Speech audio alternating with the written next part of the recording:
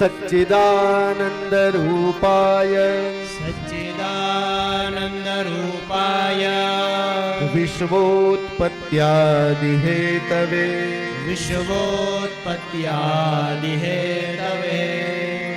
तापत्रय विनाशाय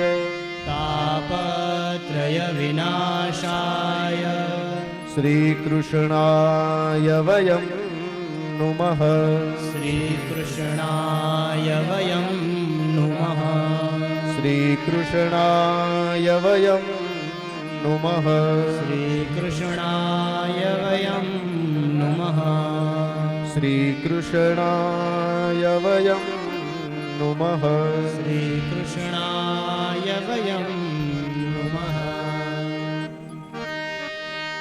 श्री वेदव्यास जी महाराज ભાગવત જી ના મહાત્મ્યને લખતી વખતે ભગવાનનું ઇન્ટ્રોડક્શન, ભગવાનનો પરિચય કરાવતી વેળા આપણને કહે છે કે ભગવાન કેવા છે. ભગવાનનું સ્વરૂપ છે સત, ચિત અને આનંદ.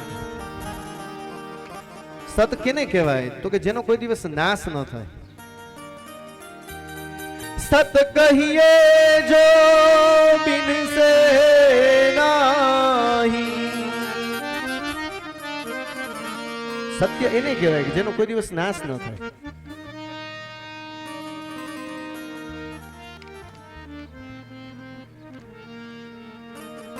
જેટલા ભૌતિક પદાર્થો છે ને એ બધા નાશવંત છે. દીકરી કે દીકરો યુવાન હોય ત્યારે દાંત છે એ સરસ મજાના કામ કરતા હોય, આંખો છે એ સરસ મજાની કામ કરતી હોય, માથા ઉપર સરસ મજાના કાળા વાળ હોય, હાથની અંદર તો કે પર્વતને ભીસી નાખે એટલી તાકાત હોય. પણ જેમ જેમ અવસ્થા થાય ને, ખાલી 40 ભૂગે ને ત્યાં તો ઘણું બધું થઈ જાય. વાળ છે એ સફેદ થઈ જાય, આંખો છે એની અંદર દેખાતું ઓછું થઈ જાય, દાંત છે એ પછી ધીરે ધીરે ઓલું કે ને કે સરકારી ઓફિસની અંદર 5 વાગે ને સરકારી કર્મચારીઓ કેમ ધીરે ધીરે નીકળી જાય, એમ દાંત છે એ પછી 40, 50, 60 એક એક કરીને એ કે હાલો બાય બાય. છેલ્લે જીભ વધે, જીભ આવે પેલા અને રીએ ભેગી છેટ લગી. એટલે દાંતને બહુ ના હાચવતા, જીભને હાચવજો. ભગવાનનું નામ લેવામાં જીભ છે એ સહાયક છે.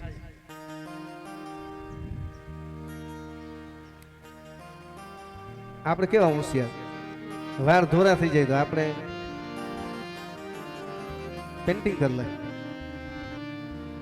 આંખું છે એની અંદર ઓછું દેખાવાનું ચાલુ થાય તો આપણે ચશ્મા લઈ લઈએ. કાનમાં સાંભળવાનું ઓછું થઈ જાય તો સરકારે મશીન આપ્યા જ છે. પેલા તો તકલીફ વાળું હતું, હવે તો પાવરફુલ આવે. પેલાના જમાનામાં ખબર પડે કે આ ભાઈને ઓછું સંભળાય તો મને ખુશખુશ કરે. હવે ન થઈ શકે કારણ કે કઈ ડબલી ચડાવી દે.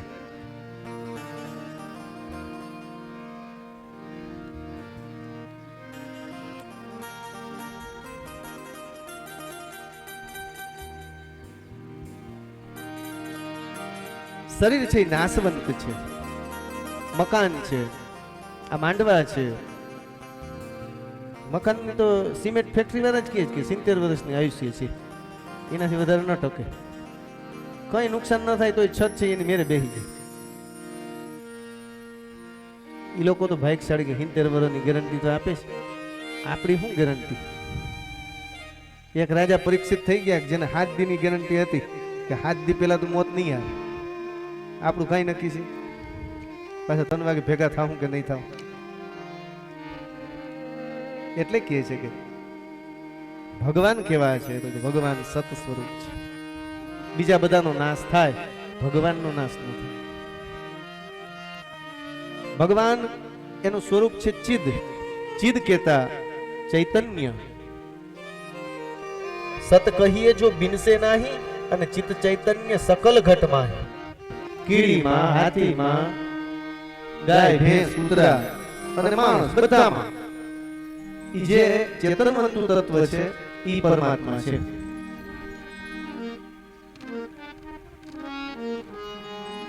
અને ત્રીજું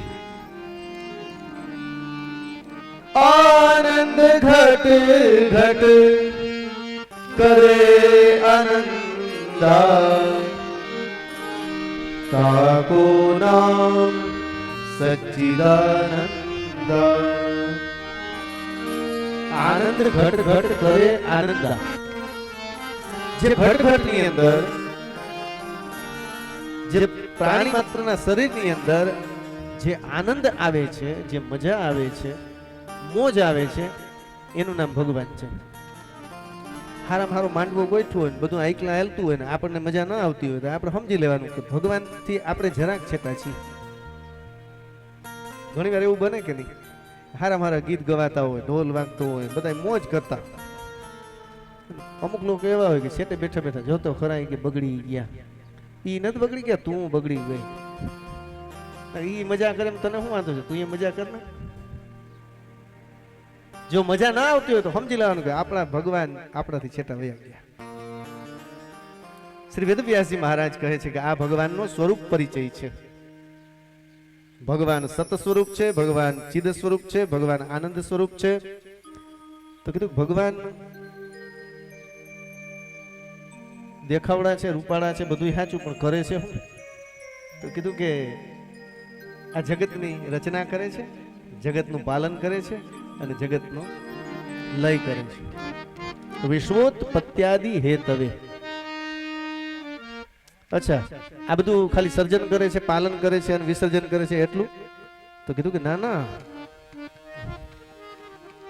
તાપત્રય વિનાશાય. ભક્તોના હૃદયની અંદર રહેલ 3 પ્રકારના તાપ, આધિ ભૌતિક, આધિ દૈવિક અને આધ્યાત્મિક. કાલે આપણે ચર્ચા કરી હતી. આમ તો જ્યારથી આ લોકોને યાર પરિચય થયો પાંખડાળ પરિવાર આવે ત્યારથી સત્સંગ ચાલુ જ છે. અહીંયા આવ્યા ત્યારે બહુ કર્યો હતો, પછી ટેલિફોનિક થયો, અહીંયા પધાર્યા ત્યારથી કાલ સાંજના ઘણો થયો. 3 પ્રકારના શરીર હોય એના વિશે કાલ ચર્ચા થઈ હતી કે ફિઝિકલ બોડી એટલે કે આ દેખાય છે એ જુદું છે.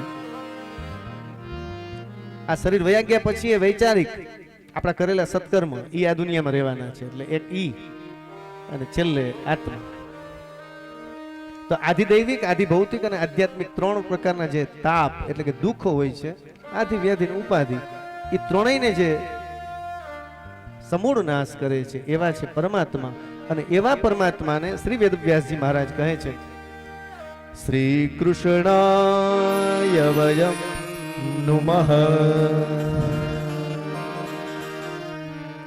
વયમ સંસ્કૃત ભાષા સમજવા જેવી છે. અહમ, આવામ અને વયમ. અહમ એટલે કે હું એકલો, વયમ આવામ એટલે કે અમે બે, અને વયમ એટલે કે અમે બધા. શ્રી વેદવ્યાસજી મહારાજ કહે છે કે હું મારા પરિવાર સાથે, મારા શિષ્યો સાથે ભગવાન શ્રી કૃષ્ણને પ્રણામ કરું છું. આપણે ભગવાનને કહીએ કે હું, અમારો સ્ટાફ અને આ પાંખડાળ પરિવાર, દેવડા ગામ અને સમગ્ર વિશ્વ સાથે મળી અને તમને પ્રણામ કરીએ છીએ. શ્રી કૃષ્ણાય વયમ નમઃ.